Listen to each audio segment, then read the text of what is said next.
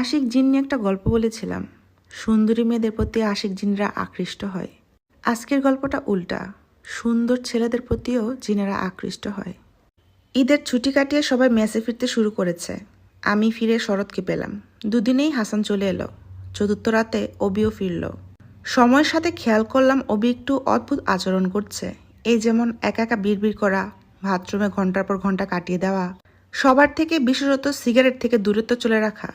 অন্য সব মানিয়ে নেওয়ার মতো হলেও শেষটা খেয়াল করার মতো একটু অবাকে হই আমরা। সময়ের সাথে অবির এই রূপ কার্যকলাপ বেড়েই চলছিল। নতুনভাবে যুক্ত হলো মধ্যরাতে হুট করে রুম থেকে বের হয়ে যাওয়া। কখনো ছাদে গিয়ে বসে থাকতো, আবার বা কখনো বিল্ডিং থেকে নেমে অন্য কোথাও, যা কেউ জানতাম না কোথায়। সেদিনও যথারীতি মধ্যরাতে রুম থেকে বের হয়ে ছাদে চলে গেল অভি। তবে পিছন পিছন ও ছাদে কার কি করে ওই উত্তরটা জানার জন্য বের হয়ে গেলাম আমরাও। আমরা বলতে আমি আর শরৎ। সিঁড়ি বেয়ে উপরে উঠছি।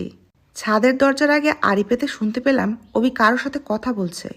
দ্বিতীয় বয়সটা একটা মেয়ের হবে, ভীষণ মায়াবী কণ্ঠ। দরজায় উকি মেরে দেখার চেষ্টা করলাম মেয়েটাকে। নেই কেউ। বেঞ্চে অভি একাই বসে আছে, একাকে কথা বলছে। তবে কয়েক মুহূর্ত আগেও যে এখানে কোন একজন মেয়ে ছিল সে ব্যাপারে আমরা নিশ্চিত। ছাদে খুঁজে কাউকে না পেয়ে চেপে ধরলাম অবিকে। না, কোনোভাবে ওর মুখ থেকে কিছু বের করতে পারিনি সেবার। কিছুদিন পরের কথা। একইভাবে অবি ছাদে গেল। পিছনে আমার সাথে শরৎ, হাসান দুজনই আছে। আবার কান পাতলাম, একই কণ্ঠ। জিজ্ঞাসা করছে, আজ দেরি করলে যে? আমরাও দেরি না করে ঢুকে পড়লাম। কেউ না থাকলেও সবার চোখে পড়ল দ্রুত প্রস্থান করা ছায়ামূর্তির। অভি বেশ রাগান্বিত হয়ে জানতে চাইলো আমরা এখানে কি করি। চাঁদ দেখতে এসেছি, উত্তর দিলাম। রুমে এসে এ ব্যাপারে আলোচনা করছিলাম আমরা। না, অভি আসেনি। ছায়ামূর্তির ব্যাপারটা সবাই লক্ষ্য করেছিল। একজনের চোখের ভুল হতে পারে, সবার না।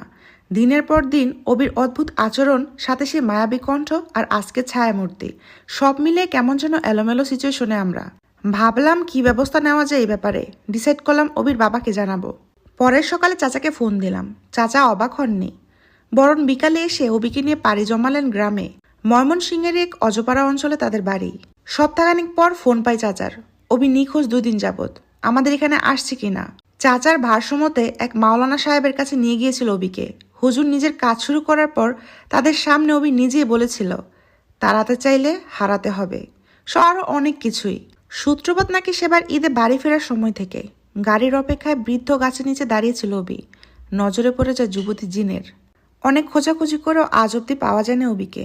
জিনের কাজ নাকি অন্য কিছু জানি না, তবে চাই যেখানেই থাকুক ভালো থাকুক আমাদের বন্ধুটা।